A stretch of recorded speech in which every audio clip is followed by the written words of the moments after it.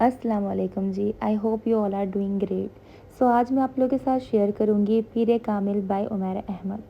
ये किताब मेरे दिल के बहुत ही ज़्यादा करीब है, और अगर मुझसे कोई नॉवल का पूछे तो मैं सबसे पहले इसी किताब को सजेस्ट करूँगी। 100 में से 90% लोगों ने इस बुक को रीड कर लिया होगा, और ये किताब बहुत ही ज़्यादा खूबसूरत लफ्ज़ों से लिखी गई है। इस बुक की जो फीमेल कैरेक्टर है उनका नाम है इमामा हाशिम, और उसकी एक बहुत बड़ी ख्वाहिश होती है कि वो एक अच्छी सी डॉक्टर बन जाए, और वो साथ में नॉन मुस्लिम भी होती है। वो इस बात पे यकीन करती है कि नाउज़ुबिल्लाह आप सल्लल्लाहु अलैहि वसल्लम के बाद भी कोई नबी हैं हमारे। वो जिस कॉलेज में पढ़ती है उसकी बहुत सारी फ्रेंड्स होती हैं जो उसे इस्लाम के बारे में बोलती हैं, उसे तनकीद भी करते हैं कुछ लोग। तो वो बहुत ज़्यादा सीरियस होने के बाद इस्लाम की स्टडी करने लगती है, और बहुत ज़्यादा स्टडी करने के बाद उसे इंटरेस्ट हो जाता है और अपने मज़हब पे शक होने लगता है।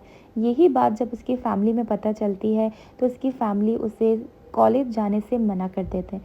जैसे तैसे वो मनाने के बाद कॉलेज माफ़ी मांगने के बाद जाना स्टार्ट कर देती है। और इस कहानी का जो मेल कैरेक्टर है वो है सलार सिकंदर।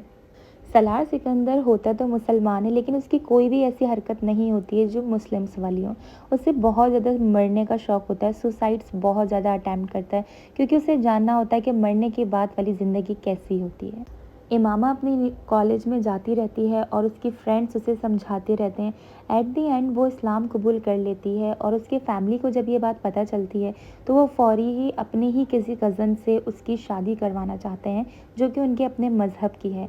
लेकिन उसी दौरान उमामा जो है वो सलार सिकंदर से कांटेक्ट कर लेती है, क्योंकि सलार सिकंदर जो है वो उसका नेबर होता है और थोड़ी बहुत एक दूसरे को जानते भी हैं। इमामा ये चाहती है कि उसकी जिससे भी शादी है वो मुसलमान हो। वो सिकंदर से कहती है कि मुझसे शादी कर लो, फिर चाहे बाद में मुझे डिवोर्स दे देना। सलार और उमामा की शादी भी हो जाती है जब वो बहुत ज़्यादा कहती है।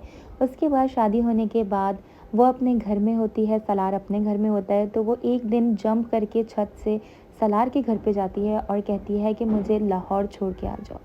सलार जो है उमामा को लाहौर भी छोड़ देता है।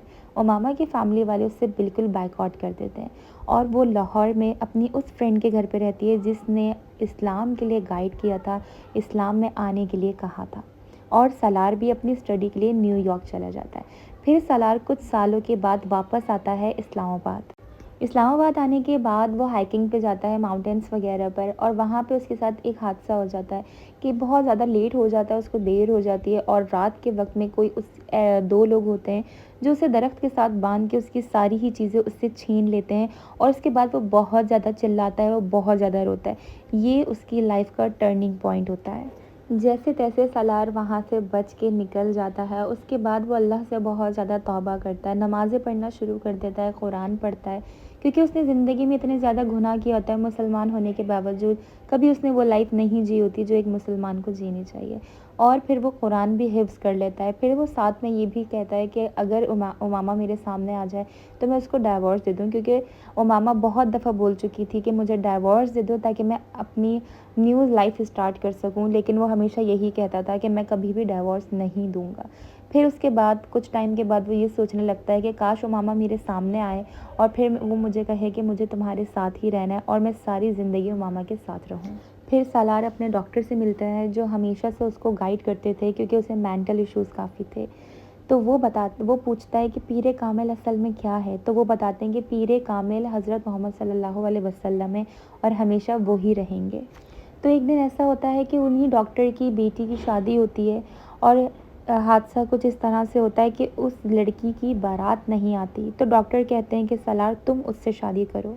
तो सलार उनकी बात जो है मान लेता है और निकाह के लिए राज़ी हो जाता है। जब निकाह होता है और जब वो लड़की को पहली मर्तबा देखता है तो पता चलता है कि वो उनकी बेटी आमना नहीं, वो उमामा ही है। और उसके बाद उसको यकीन आता है कि अल्लाह तौबा भी कबूल करता है, अल्लाह दुआ भी कबूल करता है, क्योंकि वो वहाँ पर इसलिए थी क्योंकि उन्हीं डॉक्टर ने उमामा को अपने साथ रखा था अपनी बेटी बनाकर।